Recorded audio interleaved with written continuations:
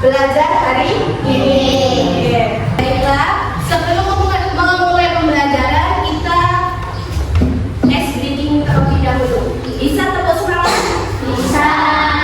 Oke, kita mulai ya. Tepuk semangat. Semangat. Ding. Dum. Dang. Ding. Dum.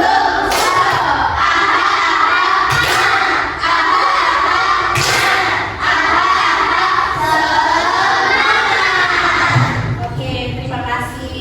Sebelumnya, Ibu mau tanya untuk siapa di sini yang punya masalah ya? Pernah mengalami masalah siapa? Ada yang pernah mengalami masalah? Apa masalahnya? Oke, ternyata ada yang mengalami masalah kehilangan pensil. Siapa yang sering kehilangan pensil? Kenapa kok bisa kehilangan? Dipinjam temennya, dipinjam temennya, tidak dikembalikan. Nah, gimana solusinya supaya penanya atau pensilnya itu nggak hilang? Dikasih nama. Oh, pintar, dikasih nama. Atau bila perlu setelah pembelajaran selesai itu dicek terlebih dahulu ya. Penanya masih ada enggak? Bukunya masih lengkap atau tidak? Ya? Nah, sekarang kita akan belajar tentang berpikir komputasional. Ada yang tahu berpikir komputasional itu apa? Berpikir seperti komputer. Oh iya, pintar. Berpikir seperti komputer atau berpikir komputasional itu adalah cara berpikir untuk memecahkan masalah dengan menggunakan konsep-konsep yang bisa digunakan dalam ilmu komputer. Jadi berpikir komputasional itu seperti berpikir seperti komputer, begitu ya. Nah, hari ini kita akan belajar tentang berkomputasional tapi unplug. Apa itu unplug ya? Unplug itu tidak menggunakan komputer. Kalau plug itu kita menggunakan komputer. Nah, sekarang di pembelajaran berpikir komputasional itu ada 4 tahap. Apa saja sih 4 tahap berpikir komputasional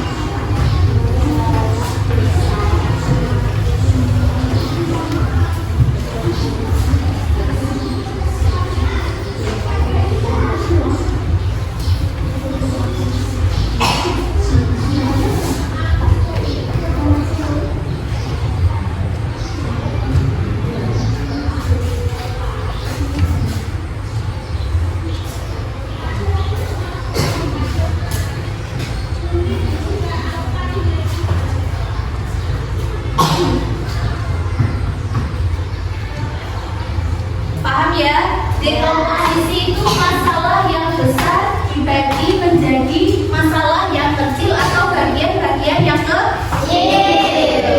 Lalu pengenalan pola. Sudah tahu pengenalan pola itu apa? Mengidentifikasi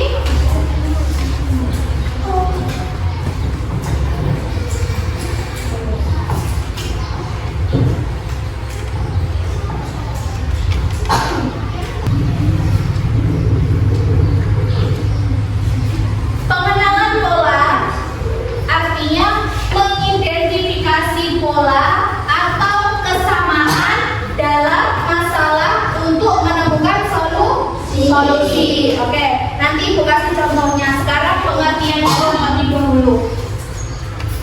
Abstraksi. Apa itu abstraksi? Abstraksi itu memfokuskan ke hal yang penting saja. Yang tidak penting diabaikan.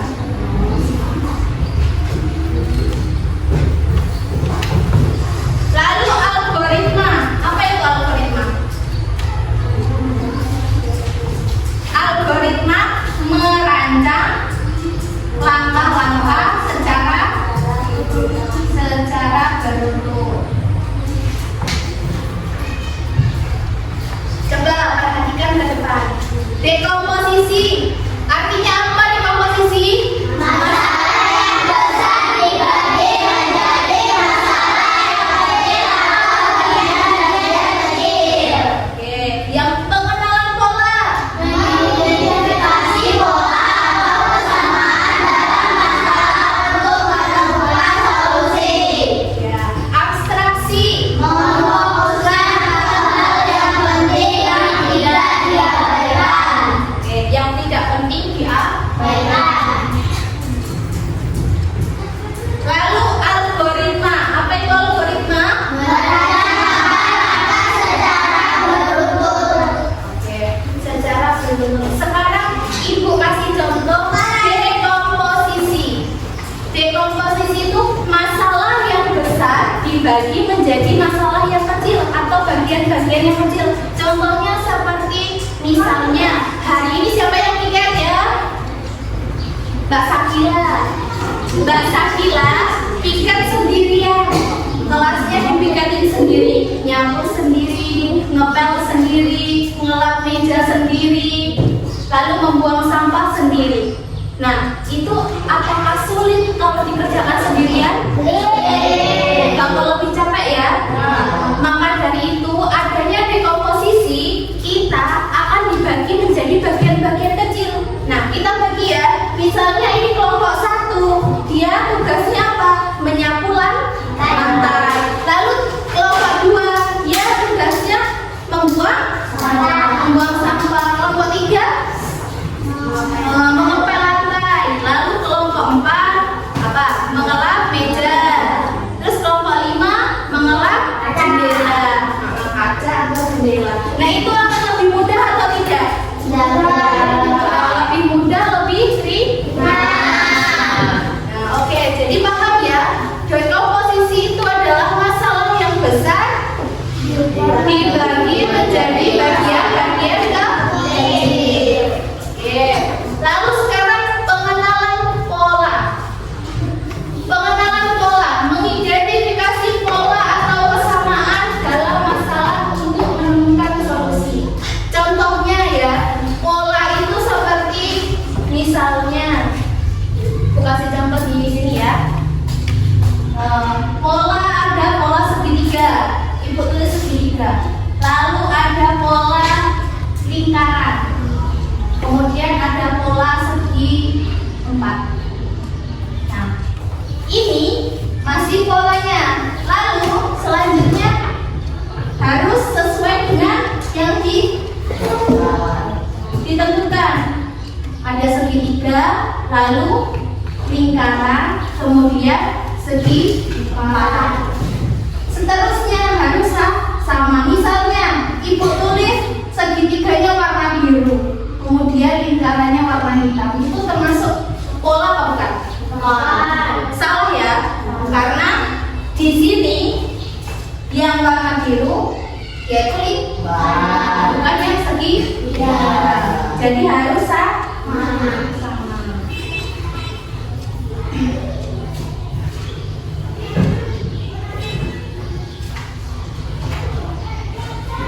Coba siapa yang mau maju?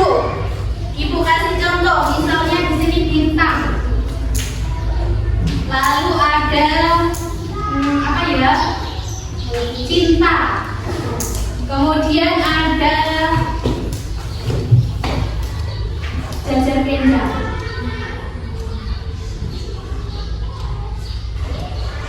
Siapa yang mau maju? Oke, Mbak Inul, silakan maju.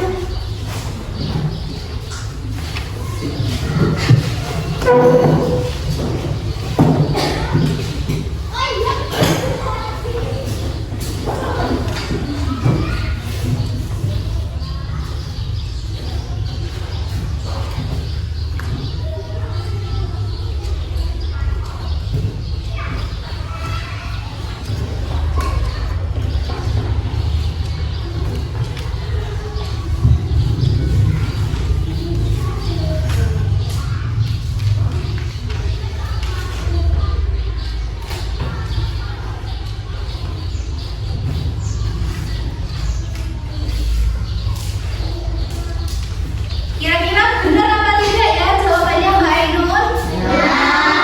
Tepuk tangan untuk Mbak Ainun. Jadi yang dimaksud pola itu harus sama ya, sama. Gak boleh keliru. Begitupun dengan warna. Bisa warna biru, kuning, hijau. Seterusnya juga harus biru, kuning, hijau. Gak boleh biru, hijau, kuning. Itu salah, dia tidak termasuk pola. Kemudian abstraksi. Abstraksi itu apa ya? Memfokuskan ke hal yang penting-penting saja, yang tidak penting diabaikan. Contohnya seperti apa? Saya tahu. Misalnya ibu suruh kalian menggambar denah sekolah. Nah, itu yang digambar apa? Ruang kelasnya aja, perpustakaan, terus dapur, kemudian ada aula. Nah, itu termasuk yang penting. Kalian nggak perlu menggambar kursinya, nggak perlu menggambar mejanya, karena yang dicari, yang ditentukan apa? Denah. Biar orang tuh langsung, oh ini denah SD Negeri 1 Sidorahayu. Ada aulanya, ada dapurnya, ada perpustakaannya, ada kantor, dan ada ruang kelas. Nah, itu yang berarti yang penting-penting saja. Yang tidak penting ya. Paham ya di sini? Paham? Oke. Sekarang algoritma. Nah, algoritma itu merancang langkah-langkah secara beruntut. Misalnya cara membuat teh atau kopi. Kopi boleh. Siapa yang mau meragakan cara membuat kopi? Ya, angkat tangan. Oke, Mas Ilham maju.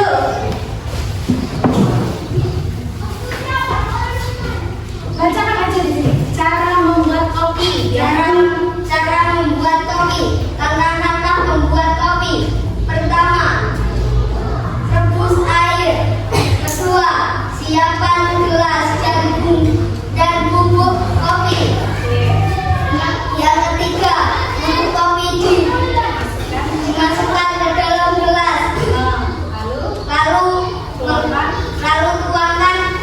air ke dalam gelas yang sudah ada bubuk kopi. Itu dikasih gula apa enggak? Oh iya, jadi bubuk kopi dulu sama gula ya. Lalu dituang air Panas. terus Diaduk sampai merata. oke, terus Sesudah itu boleh disajikan. setelah itu diminum. Itu tadi langkah-langkah atau urutan algoritma cara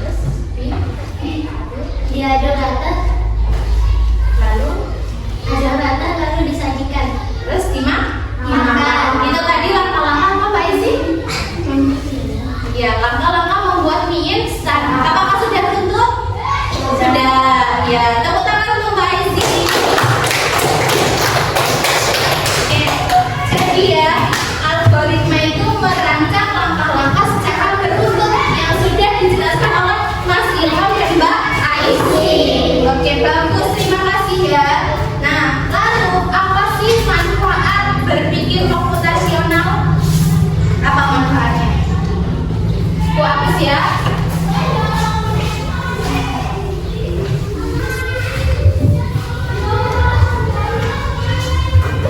Kalau ini tadi 4 tahap, sekarang manfaat berpikir komputasional.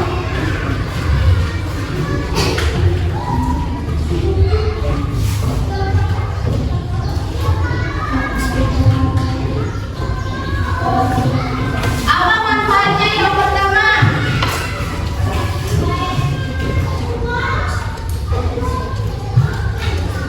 Meningkatkan kemampuan berpikir. Ya, kemampuan. Yang kedua, meningkatkan kreativitas.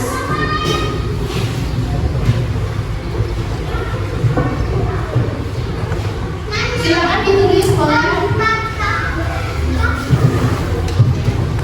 Yang ketiga, memudahkan mengambil keputusan.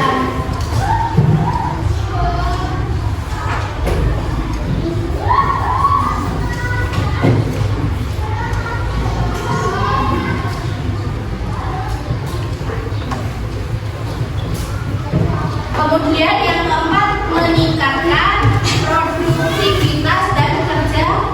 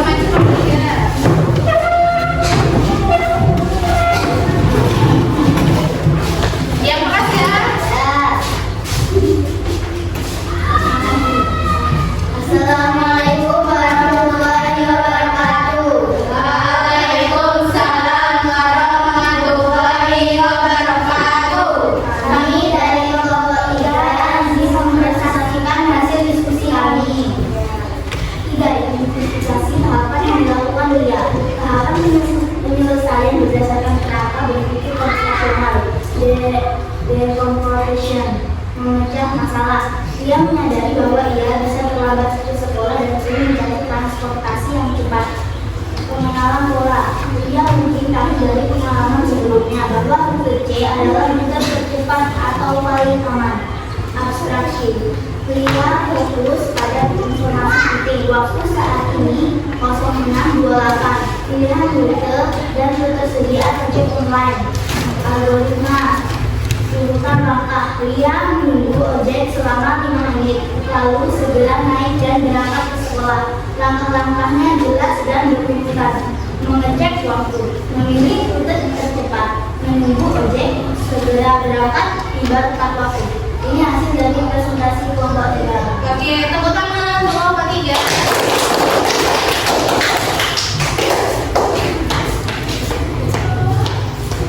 Baik, tadi kelompok 2 dan 3 sudah berpendapat ya hasil diskusinya.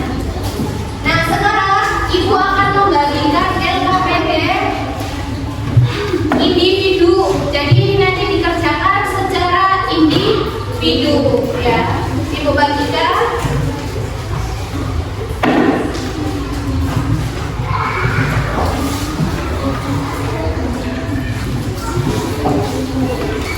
LKPD individu ini tolong bantulah seorang astronom untuk mencari jalan solusi. Bisa ya? Bisa.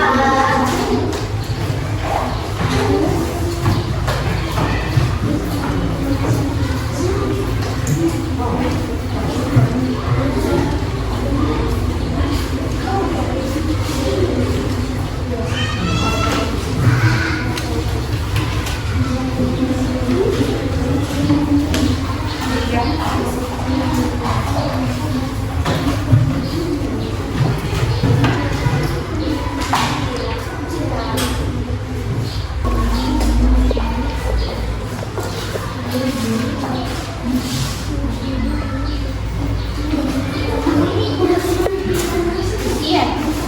Bantulah astronom menemukan roketnya. Cari roketnya. Digariskan, Bu. Iya sayang. Bisa Pak Edi? Sudah selesai belum? Ayo bergaris pakai pena boleh, pakai pensil boleh ya. Selesai. Kalau selesai coba maju ke depan Mas Rizky. Bagaimana Mas Rizky berpikir komputasional?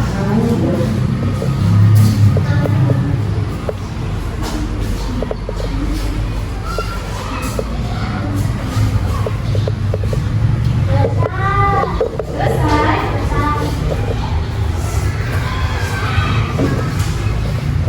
Siapa ya yang mau maju? Mas Rizky? Boleh maju dulu?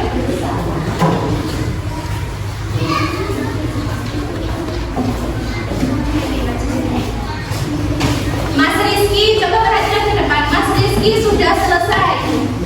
Mas Rizky memilih jalur yang mana, Mas? Nah, jalur depan jelaskan. Jalurnya Selesai. ya. Mas Rizky melewati jalur dari sini ke sini, ke sini, ke sini, ke sini, ke sini, ke sini, ke sini, ke sini, ke sini, ke sini, lalu menemukan roketnya. Ini sudah berpikir komputasional belum? Sudah ya. Bagus Mas Rizky. Tepuk tangan untuk Mas Rizky. Yang perempuan sudah selesai. Siapa mau maju? Mana yang? Ya, maju.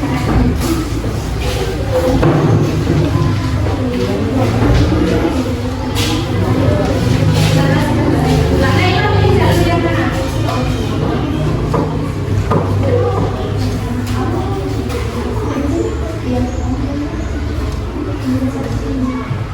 Oke, ternyata jawabannya Mbak Naila berpikirnya sama dengan Mas Rizky. Berpikir komputasionalnya sama dengan Mas Rizky. Siapa ya yang berbeda? Ibu mau lihat?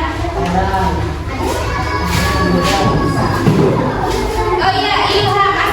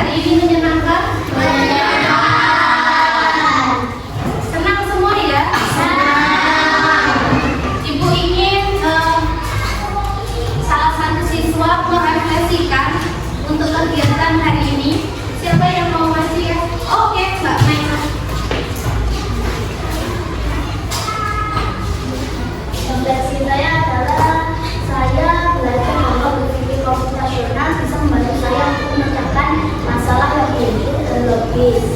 Konsep ini berguna tidak hanya untuk belajar komputer, tetapi juga untuk kehidupan sehari-hari. Oke, tepuk tangan untuk Mbak Maya. Jadi, kesimpulannya, berpikir komputasional tadi berpikir secara logis, teruntut atau sistematis supaya bisa memecahkan masalah. Lalu tadi kita sudah belajar juga 4 tahap berpikir komputasional. Itu yang pertama siapa? Dekomposisi. Yang kedua,